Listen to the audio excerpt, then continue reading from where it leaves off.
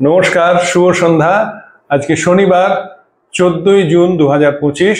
বাকচক্রের নতুন পথ চলা বিবেকানন্দ ঘরে ঘরের আজকে 214তম 214th সাপ্তাহিক ধারাবাহিক বক্তৃতামালায় আপনাদের সকলকে সাদর অভ্যর্থনা ও আমন্ত্রণ জানিয়ে আজকে আমাদের অনুষ্ঠান শুরু করছি।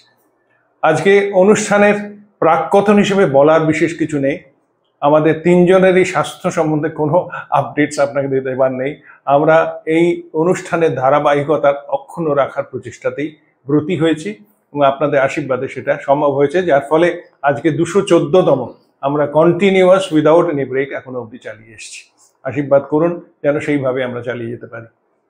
আর বেশি কথা না নষ্ট করে বলি যে আজকে বিষয় এবং বক্তা অপরিবর্তিত।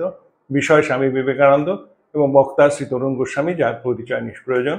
তাই আসুন আমাদের সেই পরিচিত প্রার্থনা সঙ্গীত যেটা গেয়েছেন আমাদেরই বাকচক্রের সিনিয়র মোস্ট সদস্য শ্রী রমেশচন্দ্র বন্দ্যোপাধ্যায়, তার সেই গাওয়া রবীন্দ্রসঙ্গীত, যেটাকে আমরা প্রার্থনা সঙ্গীত হিসেবে মেনে নিয়েছি, সেই গানটা শুনে আমাদের আজকে অনুষ্ঠান শুরু করি। নমস্কার, ভালো থাকবেন।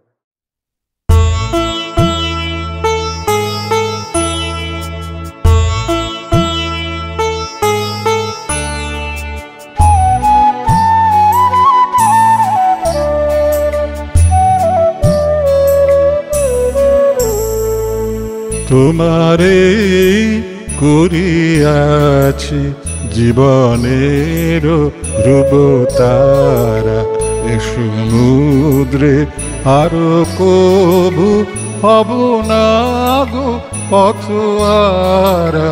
তোমারে করিয়াছি জীবনের ধ্রুবতারা।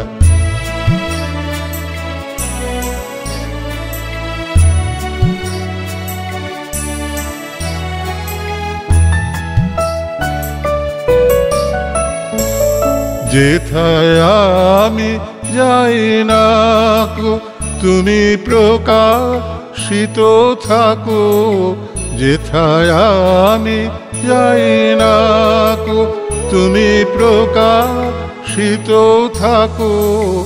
অকুল নয়ন জলে ঢালো গো কিরণ ধারা। তোমারে করিয়াছি জীবনের ধ্রুবতারা।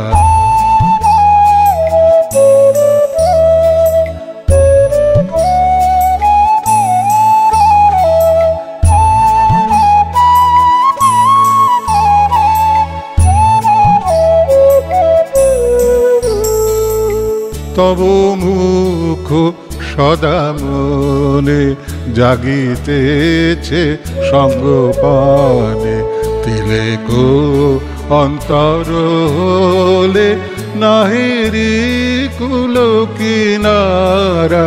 তব মুখ সদা মনে জাগিতেছে সঙ্গপানে, তিলেক অন্তর হলে নাহেরি কুল কিনারা। কখনো বিপথে যদি ভ্রমিতে চায় হৃদি, কখনো বিপথে যদি ভ্রমিতে চায় হৃদি, অমনীয় মুখ হেরি শরমে যে হয় সারা। তোমারে করিয়াছি জীবনের ধ্রুবতারা, এ সমুদ্রে আরো কবু হব না গো পথহারা। তোমারে করিয়াছি জীবনের ধ্রুবতারা।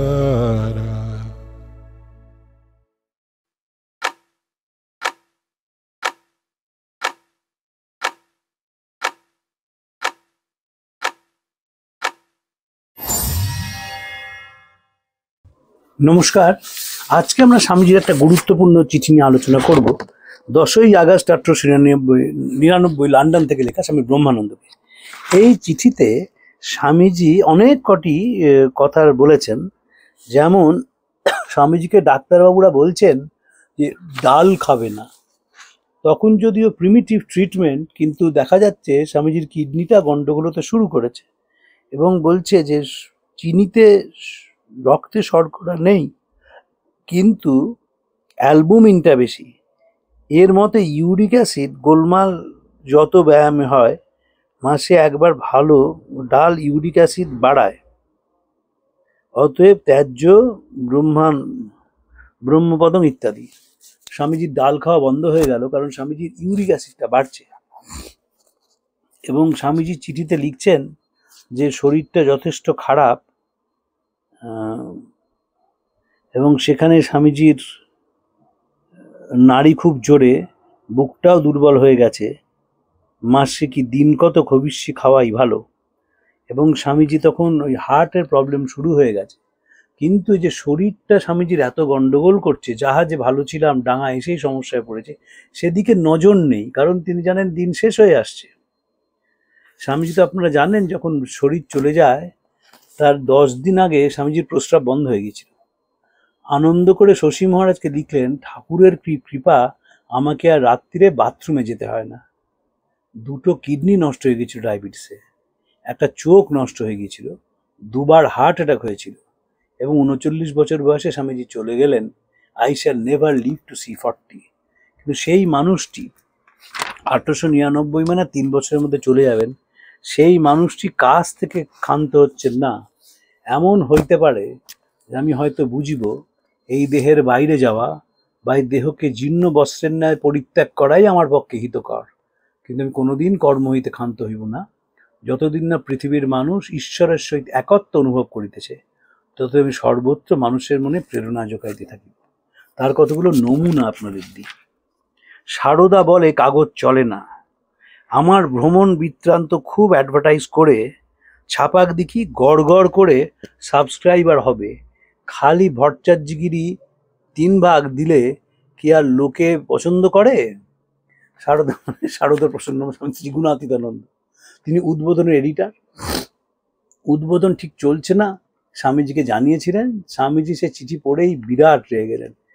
আমার ভ্রমণ বৃত্তান্ত ছাপাক, তাহলে দেখব কিরকম না চলে, খুব করে অ্যাডভার্টাইজ করুক, ছাপাক দেখি গড় গড় করে সাবস্ক্রাইবার হবে। স্বামীজির লেখা পড়ে রবীন্দ্রনাথ দীনেশচন্দ্র সেনকে বলেছিলেন, স্বামী বিবেকানন্দের লেখা পড়েছ?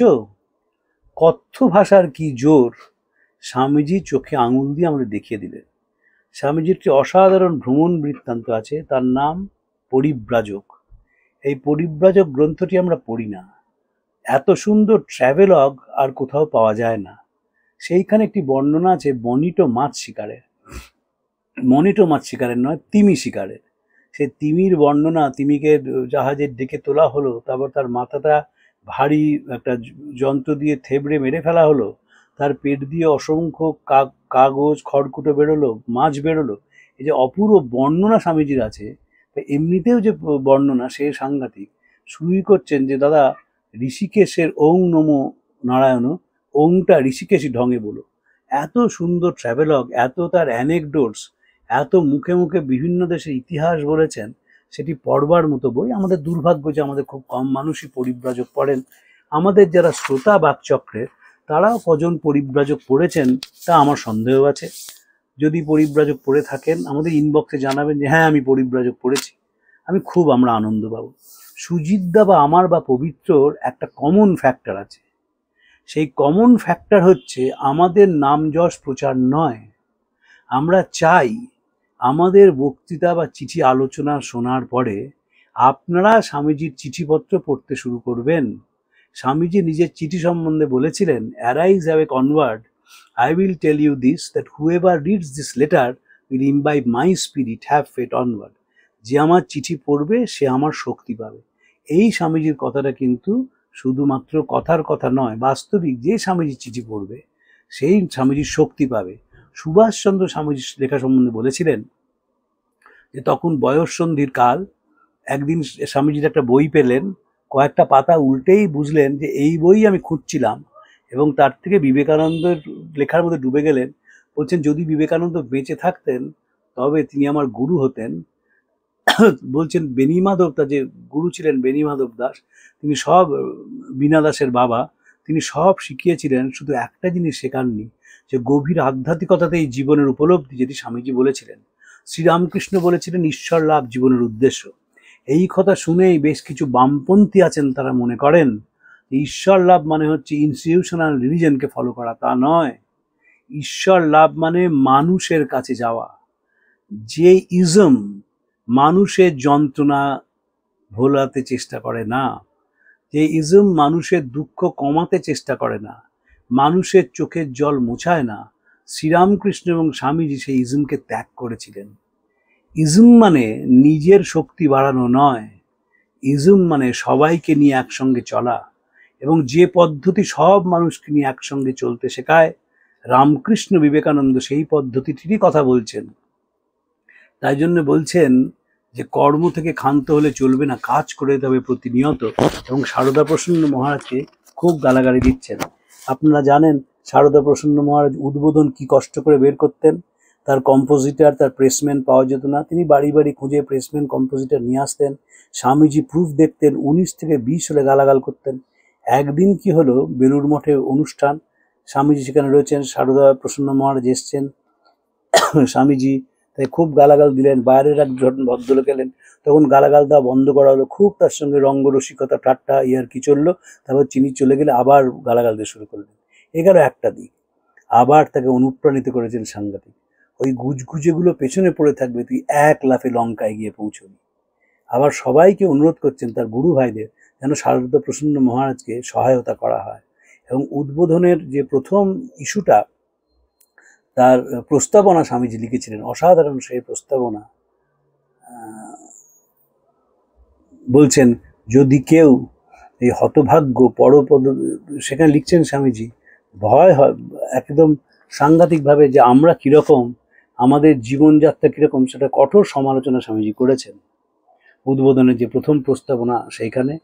আবার একটা চিঠিতে স্বামীজি লিখছেন, ভয় হয় পাছেই পাশ্চাত্য বীর্য তরঙ্গে ভারতবর্ষের বহুকাল আর্জিত রত্নরাজিনা ভাসিয়া যায়।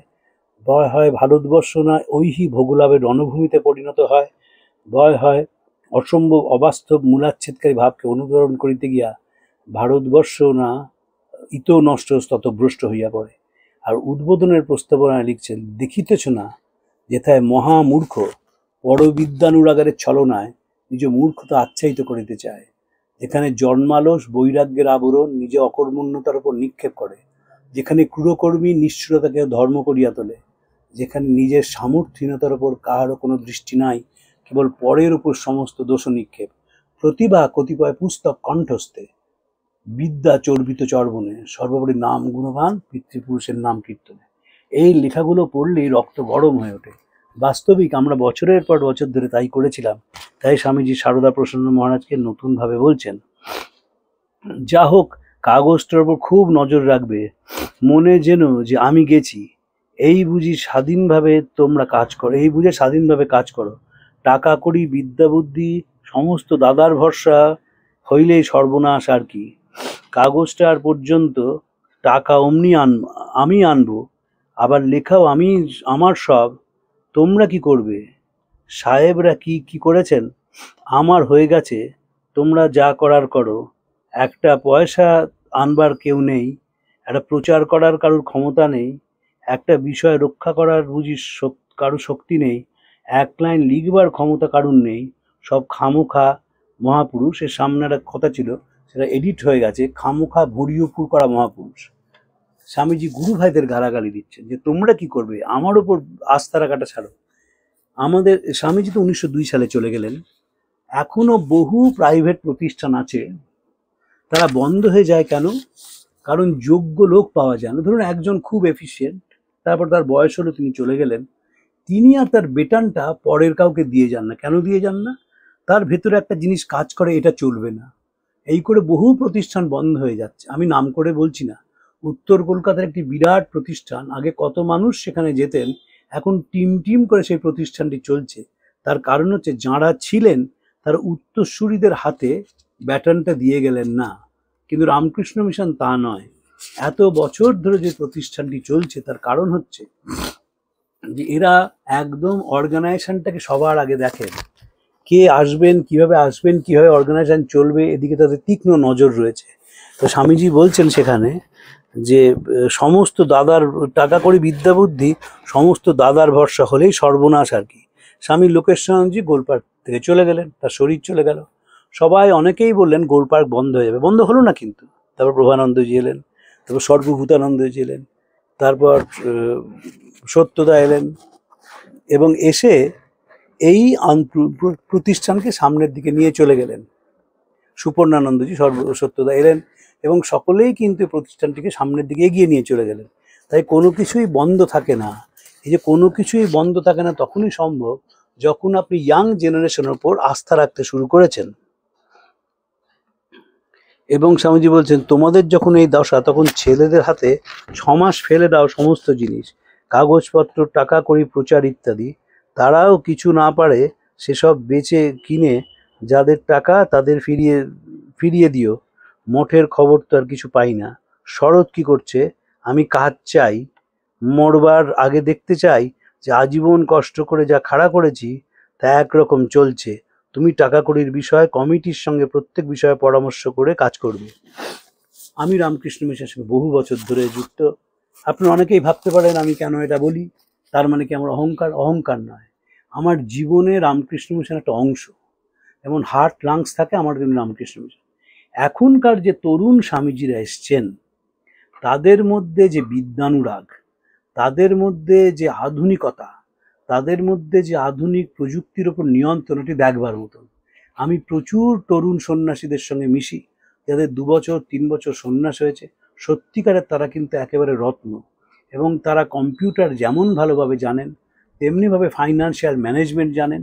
এবং আপনারা হয়তো জানেন যে প্রত্যেক বছর বেলুড় মঠ থেকে 2 জন স্বামীজিকে হার্ভার্ড বিজনেস স্কুলে পাঠানো হয়। একজন অর্গানাইজেশনাল ম্যানেজমেন্ট শিখে আসেন, একজন ফাইন্যান্সিয়াল ম্যানেজমেন্ট শিখে আসেন। এই বিরাট প্রতিষ্ঠান, যে প্রতিষ্ঠান 1100 কোটি টাকা বছরে খরচ করে, সেই প্রতিষ্ঠানে যদি প্রপার ফাইন্যান্সিয়াল ম্যানেজমেন্ট না হয় তাহলে প্রতিষ্ঠানে কাজ করা সম্ভব হবে না। এবং এটি এমন একটি প্রতিষ্ঠান যে প্রত্যেকটি সেন্টার হচ্ছে অটোনমাস। প্রত্যেকটি সেন্টারকে উপার্জন করতে হয়, সেবা কাজ করতে হয়, সেই প্রতিষ্ঠানটিকে চালিয়ে নিয়ে যেতে হয়। এবং তরুণ যারা সন্ন্যাসী রয়েছেন তারা সত্যি অনেক সময় দেখবার মতন, এবং তারা এইভাবে এগিয়ে নিয়ে চলেছেন প্রতিষ্ঠানকে। কারণ স্বামীজির প্রতিষ্ঠান তো বন্ধ হওয়ার নয়। যত দিন যাবে স্বামীজির প্রতি আমাদের আস্থা বাড়বে, বিশ্বাস বাড়বে, এবং স্বামীজি সেইভাবেই সব তৈরি করে দিয়ে গেছেন। তোমাদের যখন এই দশা, তখন ছেলেদের হাতে 6 মাস করে, শরৎ কি করছে? আমি কাজ চাই, মরবার আগে দেখে যা তৈরি করেছি সেটা চলছে মানুষের সেবায়। লোকে টাকা দিলেই একদিন না একদিন হিসেব চায় এই দস্তুর। প্রতিটি পদে সেটি তৈরি না থাকা বড়ই অন্যায়। হেনরিয়েটা মুলার স্বামীজিকে টাকা দিয়েছিলেন। তো স্বামীজি ব্রহ্মানন্দকে বলেন, তুই টাকার হিসেব আমাকে দে। তো ব্রহ্মানন্দজি ইতস্তত করছেন। স্বামীজি তখন খুব তাই গালাগালি দিচ্ছেন। স্বামীজি ভুলে গিয়েছিলেন সেই মুহূর্তে তার গুরু ভাইটিও তাঁর মতোই সন্ন্যাসী। তিনি যেমন টাকার হিসেব রাখেন না, বেলুড় মঠের প্রথম অধ্যক্ষ সেই রকম টাকার হিসেব রাখে না। কিন্তু তিনি বলেছিলেন রাজা রাজ্য চালাতে পারে। আপনি প্রত্যন্ত জায়গায় যদি রামকৃষ্ণ মিশনে 100 টাকাও দান করেন, দেখবেন বাড়িতে রিসিট চলে আসছে।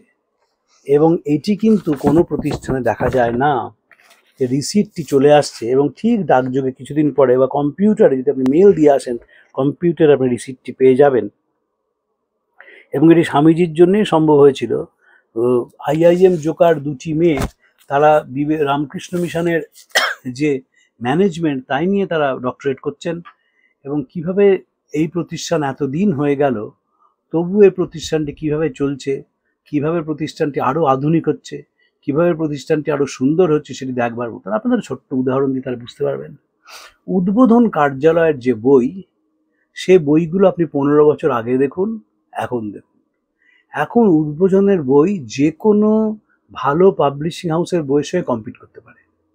এখনকার বইয়ের থিওরি হচ্ছে বই হবে লাইট, ছাপা হবে পরিষ্কার, অক্ষরগুলো হবে পরিষ্কার, এবং সেইগুলো মানুষের কাছে পৌঁছে দিতে হবে। উদ্বোধন থেকে হালে যে বইগুলো বেরিয়েছে সে সবকটি বইয়ের গুণগুলো আছে। বইগুলো লাইট, ঝকঝকে তকতকে, এবং তার যে কন্টেন্ট সেগুলো খুব হাই কন্টেন্ট। এবং উদ্বোধন যে স্বামীজি বলেছিলেন ঘরে ঘরে পৌঁছে দিতে হবে, এখনো হয়তো ঘরে ঘরে পৌঁছে দেওয়া যায়নি, কিন্তু উদ্বোধনের যে ভবিষ্যৎ খুব উজ্জ্বল, এই বিষয়ে কোনো আমার সন্দেহ নেই। এবং তরুণ মানুষেরা উদ্বোধনকে চালাচ্ছেন।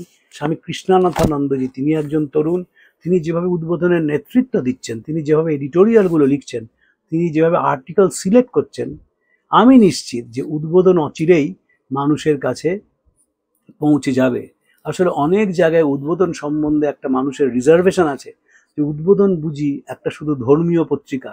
তারা যেহেতু স্বামীজি পড়েন না, স্বামীজি উদ্বোধনকে ধর্মীয় পত্রিকা করতে চাননি, চেয়েছিলেন সামাজিক পত্রিকা হবে, সমাজের সব কিছু উদ্বোধনে লেখা থাকবে। আমার মনে আছে স্বামী পূর্ণাত্মানন্দজি তিনি যখন এডিটর ছিলেন উদ্বোধনের, তখন উদ্বোধন যে এডিটোরিয়ালগুলো লেখা হতো একবারে কারেন্ট টপিক নিয়ে তিনি লিখতেন। তিনি অত্যন্ত পণ্ডিত মানুষ এবং তার লেখার মধ্যে যে জোর ছিল সেটি বহু মানুষ পড়তো। উদ্বোধনও সার্কুলেশনের দিক থেকে একটা নতুন জায়গায় পৌঁছে গিয়েছিল পূর্ণাত্মানন্দজির সক্রিয় সহযোগিতায়। এবং লোকে টাকা দিলেই একদিন না একদিন হিসেব চাইবে, এই দস্তুর প্রতি পদে সেটি তৈরি থাকাই আমাদের না থাকা বড় অন্যায়। এই রকম নিয়ে একটি কমিটি করবে, এবং যখনই স্বামীজি কোনো কথা বলেছেন তখন দেখবেন একটা কমিটি করার কথা বলেছেন, ফাইন্যান্সিয়াল কমিটি, টেন্ডার কমিটি সব জায়গায় আছে। কিন্তু সারদামাও টেন্ডার কমিটি করে তার জয়রামবাটির বাড়ি একজন মুসলমান মিস্ত্রিকে সারাতে দিয়েছিলেন টেন্ডার করে।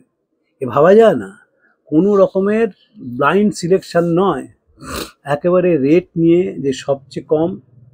আমার মনে আছে দেওঘরে একজন স্বামীজি ছিলেন, সর্বজ্ঞানন্দজি না অন্য একজন স্বামীজি, তিনি কলকাতায় এসছেন, আমার গরমের ছুটি, আমি তখন এমএ পড়ি, তিনি বললেন চল তোকে নিয়ে বেরোই, তুই কিছু খেয়ে না। মহারাজ খাবো কি, একটু পরেই তো চলে আসবো। তাকে কিছু মশারি কিনতে হবে এবং কিছু টুকিটাকি জিনিস, দড়ি পেরেক এসব কিনতে হবে। তিনি সারাদিন বড় বাজারে কাটালেন মশারি কেনার জন্য, সারাদিন কাটালেন, ওয়েস্টেজ অফ টাইম নয়, দেখছেন কোন মশারি ভালো কোন মশারি খারাপ। এবং তারপরে দেখলাম যে মিনিমাম প্রাইসে বেস্ট কোয়ালিটির জিনিস অনেক সংখ্যায় তিনি নিয়ে চলে গেলেন। আমি যখন দেওঘর রামকৃষ্ণ মিশন একবার গেছি, গেস্ট হাউসে দেখি সেই মশারি লাগানো রয়েছে। আমি মহারাজকে বললাম, মহারাজ এসে বড় বাজারের মশারি মনে হচ্ছে। বলেন ঠিক বলেছিস, তোর মনে আছে? আর মনে থাকবে না, যখন অতক্ষণ ছিলাম তিনি বারবার বলছেন কিছু কোল্ড ড্রিঙ্ক খেয়ে আসবি, কিছু শরবত খেয়ে আসবি। আমি ভাবছিলাম মনে মনে সাধুর এতক্ষণ কেউ তো বাড়ি চলে যাওয়ার কথা, বাড়ি তিনি গেলেন না। ওটাই তো পুজো। ঠাকুরমা স্বামীজির পুজো শুধু মন্দিরে হয় না, কাজের মধ্যে দিয়ে হয়। যখন কোনো মানুষ কোনো দান করছেন, স্বামীজি বলছেন শাকের করি মাছে খরচ করবি না, সেটাই পুজো। কারণ সেই কাজের পেছনে একটা পারপাস রয়েছে। আপনি যখন কোনো একটা জায়গায় দরিদ্র ছাত্রদের টিফিনের জন্য টাকা দিচ্ছেন, আর সেটা যদি অন্য খাতে খরচ হয়ে যায়, তাহলে তারা টিফিন থেকে বঞ্চিত হবে, তাহলে আপনার পারপাস অফ ডোনেশনটা ফিউটাইল হয়ে যাবে।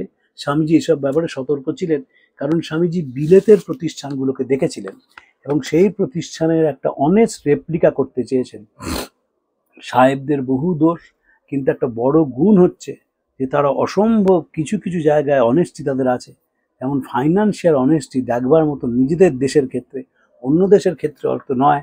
শশী থারুর দুটি বই রেখেছেন, অ্যান এরা অফ ডার্কনেস আর ইনগ্লোরিয়াস এম্পায়ার। সেটি পড়লে বোঝা যায় যে কীভাবে ভারতবর্ষকে লুণ্ঠন করেছে। সেটা অন্য কথা, আমি সে বিষয়ে যাচ্ছি না। কিন্তু যখন নিজের দেশ সম্বন্ধে হয়, they are so particular about financial management, এবং তারা পুঙ্খানুপুঙ্খভাবে সেটি করে। ওই রকম প্রথমে কুড়েমি করতে করতেই লোকে জোচ্চোর হয়ে ওঠে, এবং যে যখন কেউ টাকা দিচ্ছে তখন আপনাকে রসিদ দিচ্ছেন না, স্বামীজি কী লিখছেন, ওই রকম প্রথমে কুড়েমি করতে করতেই লোকে জোচ্চোর হয়ে ওঠে। মঠের যারা আছে তাদের নিয়ে একটি কমিটি করবে, আর প্রতি খরচ তারা সই না দিলে হবে না একদম। আপনি একটা টাকা আপনাকে কেউ দিয়ে গেল, আপনি টাকাটা রেখে দিলেন, বললেন কালকে রসিদ দেবো, পরশু রসিদ দেবো, তরশু রসিদ দেবো। তারপর দেখা গেলো সেই টাকাটা অন্য খাতে খরচ হয়ে গেছে, রসিদটা কিন্তু সে পেলেন না। তাই স্বামীজি আমাকে সতর্ক করে দিচ্ছেন এবং বলছেন মঠেও একটা কমিটি করতে হবে, সেই কমিটি নজর রাখবে। আমি কাজ চাই, ভিগার উদ্যম চাই, যে মরে সে বাঁচে, সন্ন্যাসীর আবার মরা বাঁচা কি। শরৎ যদি কলকাতায় না জাগিয়ে তুলতে পারে, তুমি যদি এই বৎসরের মধ্যে পোস্টার না গাঁথতে পারো, তো দেখতে পাবে তামাশা। দেখুন, মঠের প্রথম অধ্যক্ষ, স্বামীজির বন্ধু, স্বামী থেকে রাজা বলে ডাকতেন, বলতেন রাজা রাজ্য চালাতে পারে, তাকে বলছেন শরৎ যদি কলকাতা জাগিয়ে না জাগিয়ে তুলতে পারে, তুমি যদি এই বছরের মধ্যে পোস্তা না গাঁথতে পারো তো দেখতে পাবে তামাশা। আমি কাজ চাই, নো হামবাগ, মাতা ঠাকুরুনিকে আমার সাষ্টাঙ্গ দিবে ইত্যাদি। ইতি বিবেকানন্দ। মানে কাউকেই রেয়াত করে কথা বলার লোক তিনি ছিলেন না। এবং উত্তর কলকাতার মানুষ যেহেতু ছিলেন, মাঝে মাঝে এই ভাষাটি শালীনতা অতিক্রম করত। আমাকে অত্যন্ত স্নেহ করতেন স্বামী যুক্তানন্দজি। তিনি স্বামী আত্মস্থানন্দজির পরের ভাই ছিলেন। আমার পিতৃদেবের সঙ্গে তিনি প্রেসিডেন্সি কলেজে কেমিস্ট্রি পড়তেন, যদিও কোর্স কমপ্লিট করেননি। তো যুক্তানন্দজি আমাকে বলতেন যে স্বামীজি এবং ঠাকুরের মুখ কেমন ছিল। স্বামীজির মুখ একেবারে উত্তর কলকাতার মানুষের মতন মুখ ছিল। ভীষণ গালাগালি করতেন যদি রেগে যেতেন। তো এখানেও বলছেন তাই, যদি তুমি কলকাতাকে জাগিয়ে না তুলতে পারো এবং শরৎ যদি পোস্তার কাজ শেষ না করতে পারে, তাহলে দেখবে তামাশা। এই দেখবে তামাশা এখন কিন্তু এই শব্দটা উঠে গেছে। দেখবে তামাশা মানে it's a veiled threat, unless you do it you will face music. এর এখনকার ইংরেজি তাই। আমি চাই কাজ, নো হামবাগ। এবং সেখানেও তিনি মাতা ঠাকুরীকে আমার সাষ্টাঙ্গ দিবে ইত্যাদি। ইতি বিবেকানন্দ। শারদামার কথা একেবারে চিঠির শেষে চলে এসছে, কিন্তু সেখানেও তিনি সাষ্টাঙ্গে প্রণাম করার কথা বলেছেন। আমেরিকা থেকে লেখা চিঠি, লন্ডন 10ই আগস্ট 1899 সাল। লন্ডনে বসে আছেন, সেখান থেকেও মঠের কথা ভাবছেন, মঠের কাজের কথা ভাবছেন, মঠের পলিসির কথা ভাবছেন, মঠ কীভাবে সবচেয়ে ভালোভাবে চলতে পারে সেই কথা ভাবছেন, মঠে কমিটি তৈরির কথা ভাবছেন, সেই কমিটি কাজ করবে এবং সেই কমিটি দিয়েই মানুষের উপকার হবে। ফলে সব সময় স্বামীজির মাথায় ঘুরত মঠ। যখন বেলুড় মঠ তৈরি হয়নি, রামকৃষ্ণ মিশন তৈরি হয়নি, তিনি প্রথমবার ইংল্যান্ডে বললেন আমি প্রেমে পড়েছি। যারা মহিলারা উপস্থিত ছিলেন তারা সকলেই জানতে চান যে কে সেই ভদ্রমহিলা, কে সেই সৌভাগ্যবতী স্বামীজি যারা প্রেমে পড়েছেন। অনেক বলার পর স্বামীজি বললেন ইটস অ্যান অর্গানাইজেশন, আমি প্রতিষ্ঠানের প্রেমে পড়েছি। এবং পুঙ্খানুপুঙ্খভাবে দেখে সেই প্রতিষ্ঠানকে তিনি কলকাতায় তৈরি করার চেষ্টা করেছেন।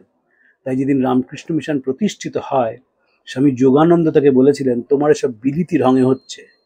স্বামীজি প্রতিবাদ করে বলেছিলেন তোরা কি ঠাকুরকে কুক্ষিগত করে রাখতে চাস? কারণ স্বামীজি দেখেছিলেন পৃথিবীর যা কিছু ভালো সেইটি নিয়ে বেলুড় মঠকে সাজাতে হবে। তাই বলছেন আসুক পাশ্চাত্য কিরণ, আসুক পাশ্চাত্য হাওয়া, যা ভালো তা তো গ্রহণ করতেই হবে, আর এরা তমগুণী তার বিনাশকে রাখে। স্বামীজির মনে হয়েছিল যে পাশ্চাত্যের এই অর্গানাইজেশনটি বেলুড় মঠের ক্ষেত্রে খুব দরকার। আমি যেহেতু আবার বলছি, আমি যেহেতু ওতপ্রোতভাবে এই প্রতিষ্ঠানের সঙ্গে যুক্ত, এদের ডিসিপ্লিন আমি দেখি। আমি বড় প্রতিষ্ঠানের কথা ছেড়ে দিন, বেলুড় মঠ তো বড় প্রতিষ্ঠান, সেখানে ফুলের বাগানটা খুব সুন্দর ইত্যাদি। আমি রামহরিপুরের গল্প করছি। রামহরিপুর একটা বিরাট ষাঁড় ছিল, হলস্টিন ষাঁড়, সাদা এবং কালো রং, তার নাম আমি ভুলে গেছি, বিশাল চেহারা। তো এত সুন্দর নিয়ম, একটি ব্রহ্মচারীর তিনি সেখানে সুপারভাইজ করতেন, তদারকি করতেন। প্রথমে বাচ্চাদের চান করানো হলো, চান করে রোদে ছেড়ে দেওয়া হলো। তারপর বাচ্চাদের মাদের চান করানো হলো, করে রোদে ছেড়ে দেওয়া হলো। তারপর সে বড় ষাঁড়টিকে চান করানো হলো।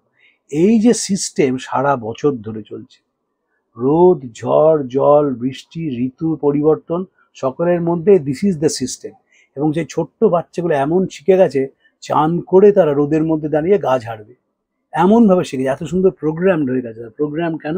কারণ স্বামীজি বুঝেছিলেন ডিসিপ্লিন ছাড়া কিচ্ছু হয় না।